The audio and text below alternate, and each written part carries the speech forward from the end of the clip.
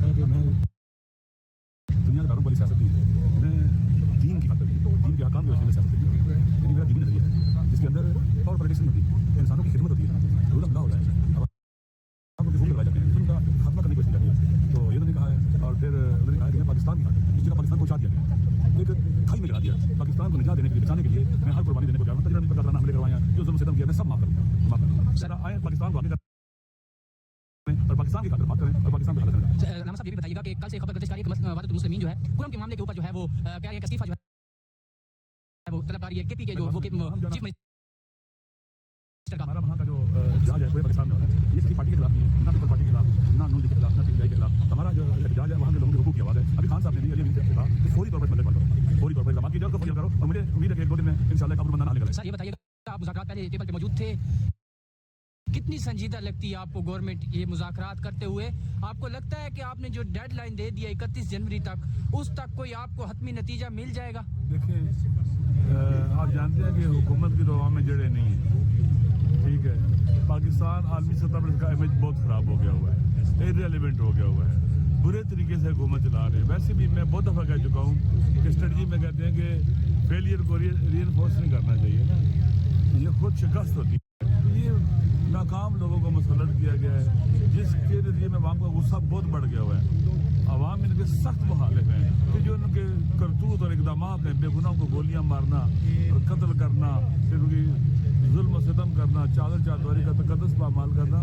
تو آپ جہاں پر ملک لے گئے ہیں اور یہ آگے نہیں مزید بدبختی کی طرف لے کے جائیں گے، لہذا بہتر یہی ہے کہ اس ملک کو نکالنے کا سوچا جائے اور ان کے ساتھ بھی بات کی جائے کہ ہم ملک کی نجات کے لیے بیٹھے ہیں اور آج چاہتے ہیں کہ آپ بھی اس جو ہے نا اس درخت سے نیچے اتریں جس پر چڑھنے کے بعد اترنا مشکل ہوتا ہے. سر یہ بھی بتائیے گا، کہتے ہیں کہ آپ نے جب کمیٹی میں بیٹھ گئے ہیں تو مطلب یہ ہے کہ آپ نے فارم 47 کی جو گورنمنٹ کا بات تھی وہ آپ ان کو ایکسپٹ کر کے بیٹھے ہیں. اور کچھ لوگ یہ بھی کہہ رہے ہیں گندا پانی جو ہے وہ آگ بجھانے کے کام آتا ہے. تو یہ آپ یہ لیجیٹیمیٹ حکومت ہے، یہ فارم 47 کی حکومت ہے.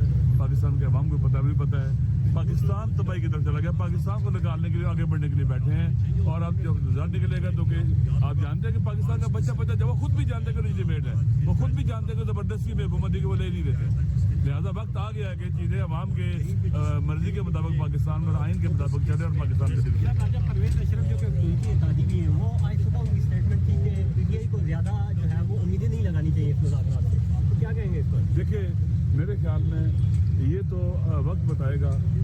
پی ٹی آئی عمران خان صاحب نے جو بات کی ہے مذاکرات کی پاکستان بچانے کے لیے کی ہے، تو میرے خیال میں پاکستان کے عوام کے لیے بھی بات واضح ہو جائے گی. لوگوں کو پتہ چل جائے گا کہ یہ لوگ جو پر مسلط ہیں زبردستی طریقے سے یہ کس حد تک پاکستان کے لیے مخلص ہیں. اور پاکستان کے عوام جب کلیئر ہو گئے تو جیسے ممکن اگلے مراحل میں جو جدوجہد ہے وہ اس کو کرنا آسان ہو جائے گا. بہت شکریہ. یہ اس ٹائم بات کر رہے تھے ہم سمجھتے ہیں پاکستان کے اندر ایسی صورتحال ہے کہ ہر ذی شعور کو اس وقت فکر ہے کہ پاکستان کس جانب بڑھ رہا ہے.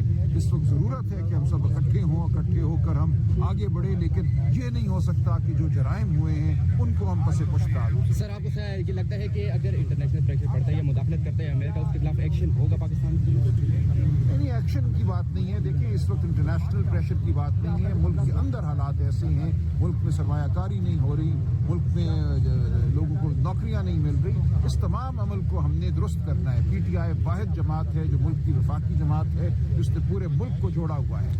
ملٹری کورٹ میں ٹرائل کے حوالے سے غلط ہے، ہم اس کو مسترد کرتے ہیں. اس کے خلاف ہم سپریم کورٹ میں موجود ہیں. ہم پوری قانونی چارہ جوئی کریں گے. پوری دنیا جو ہے اس بات پر متفق ہے کہ سویلین کا ٹرائل ملٹری کورٹ میں نہیں ہو سکتا. حنیف عباسی صاحب کہتے ہیں کہ ہمیں منتیں ترلے کی گئے کہ ہمارے ساتھ بیٹھ جائیں مذاکرات کے لیے.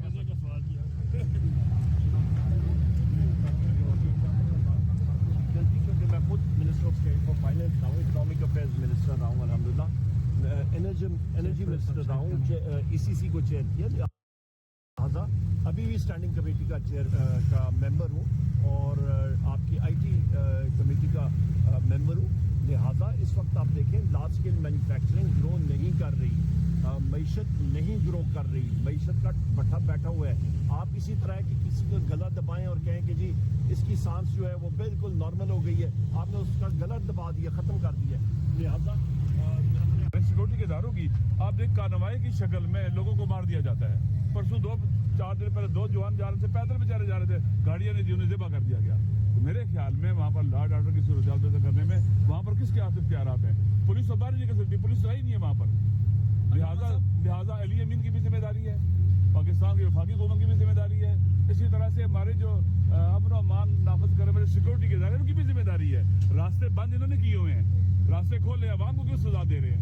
लिहाजा मुझे उम्मीद है कि नेक्स्ट 1-2 दिन के अंदर ये चीजें ठीक हो जाए। क्या हिदायत है अली अमीन साहब के इस मामले को हल करने के लिए? खान साहब ने कहा कि फौरी तौर पर इस मसले को हल किया जाए इनके साथ मिलकर, ताकि लोगों की दुख दर्द कम हो और ये मसला जो बुरज मसला बन रहा है, बुरहान बन रहा है, इसको फौरन कंट्रोल करो, इसके अच्छे के साथ अच्छे निकलेंगे।